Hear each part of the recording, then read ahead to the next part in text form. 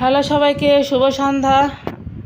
এই তো চলে আসলাম রান্নাঘরে একটু নাস্তা বানানোর জন্য। তো কি বানানো যায় সেটাই ভাবছিলাম। তো দেখি যে ঘরে শসা আছে আর পাউরুটিও আছে কয়েক পিস। তো ভাবলাম যে একটু স্যান্ডউইচ বানাই, নিরামিষ স্যান্ডউইচ। তার জন্য শসাগুলো কুচি করে নিয়েছি একটা বলে, আর দিয়ে দিলাম একটু নুডলসের মশলা, যেহেতু এটা ঘরেই ছিল। আর তোমরা ইচ্ছে করলে নাও দিতে পারো। তো মশলাটা দিয়ে ভালো করে মিশিয়ে নিচ্ছিলাম। তো মেশানো হয়ে গেছে। এখন একটা পাত্রে নিয়ে নিচ্ছি 3-4 চামচের মতো ময়দা, আর দিয়ে দিলাম 1 চামচ চিনি। আর এখন দিয়ে দেবো একটু কাঁচা দুধ। তোমরা চাইলে কিন্তু জাল করা দুধও দিতে পারো। তো দুধটা দিয়ে চিনি আর ময়দা ভালো করে মিশিয়ে নিব। তো যতক্ষণ চিনিটা ভালো করে না মিশবে সে পর্যন্ত কিন্তু আমাদেরকে চামচ দিয়ে চারিদিকটা নেড়ে নিতে হবে। চিনিগুলো কিন্তু এখন ভালোভাবে মিশে গেছে। আর এটা মাথায় রাখতে হবে, এই গোলাটা কিন্তু পাতলা করা যাবে না, একটু ঘনর মতো রাখতে হবে, আবার বেশি ঘনও করা যাবে না। তো যাই হোক, এদিকে আমি সব কিছু গুছিয়ে নিয়েছি। 6 পিসের মতো পাউরুটি নিয়ে নিয়েছি, আর এই মশলাও একটু দিয়ে দিয়েছি শসার মধ্যে। এটা বাসায় তৈরি করা ছিল চাট মশলা, তোমরাও ইচ্ছে করলে বানাতে পারো। তো শসাগুলোর সাথে মশলা একটু আবার ভালো করে মিশিয়ে নিচ্ছি। এর মধ্যে কিন্তু আমি একটু শুকনো মরিচও ভেজে গুঁড়ি করে দিয়েছি, একটু ঝাল ঝাল লাগবে আর মিষ্টি মিষ্টিও লাগবে যেহেতু চিনি আছে।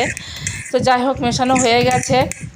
এখন আমি একটা কড়াই বসিয়ে দিলাম গ্যাসের চুলায়। কড়াইটা গরম হতে থাক, গ্যাসটা অন করে দিয়ে দিয়েছি। তো একটা পাত্রে এখন নিয়ে নিব আমি পাউরুটিগুলো।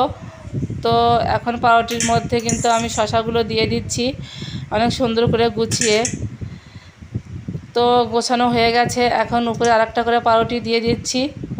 তো এখন আমি সেগুলো দিয়ে দেব সেই গুলে রাখা ময়দার মধ্যে। আর এদিকে কড়াইটা গরম হয়ে গেছে। এখন আমি একটু তেল দিয়ে দেবো, সাদা তেল। তোমরা চাইলে সরিষা তেলও ব্যবহার করতে পারো, তো আমার মনে হয় সাদা তেলটাই ভালো হবে। তো যাই হোক, এখন সেই পাউরুটিগুলো গুলের মধ্যে দিয়ে ভালো করে 4-5টা ভিজে নিচ্ছিলাম। আর এদিক ওদিকও ভিজে নিতে হবে, 2 পিঠি ভিজিয়ে নিয়ে তারপর কড়াইয়ের মধ্যে দিতে হবে। তো যে পর্যন্ত ভালোভাবে ভাজা না হবে সে পর্যন্ত কিন্তু আমরা কড়াইতেই এটা রেখে দেবো। এপিঠ এপিঠ 2 পিঠি ভালো করে ভাজবে একটু লাল লাল করে। তো এটা কিন্তু অনেক সহজ একটা রেসিপি, তোমরা ইচ্ছে করলে বাসায় যখন তখন বানাতে পারবে। নিজেদের খাবারের জন্য বা কোনো অতিথি আসলে চটজলদি তাদেরকেও তৈরি করে দিতে পারবে, অথবা বাচ্চাদের স্কুলে টিফিনও করে দিতে পারবে।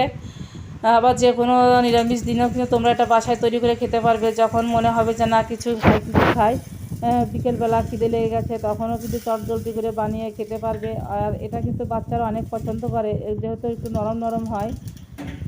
তো যাই হোক, এভাবে আমি প্রত্যেকটি পাউরুটি ভেজে নেব, একটু লাল লাল করে ভেজে নেব।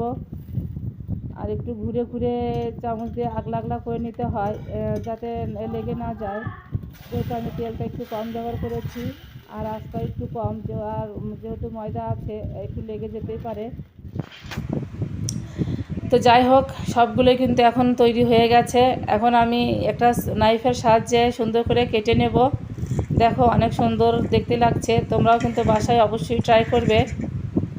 তো সবগুলো কাটা হয়ে গেছে আর অনেক সুন্দর করে গুছিয়ে নিয়েছি, দেখতেও অনেক মজা লাগছে আর খেতেও কিন্তু অনেকটাই মজা। তো বন্ধুরা, আজকের মতো এখানেই বিদায় নিচ্ছি। ভিডিওটা যদি ভালো লাগে অবশ্যই লাইক, কমেন্ট ও সাবস্ক্রাইব করতে ভুলবে না। Tata, bye bye.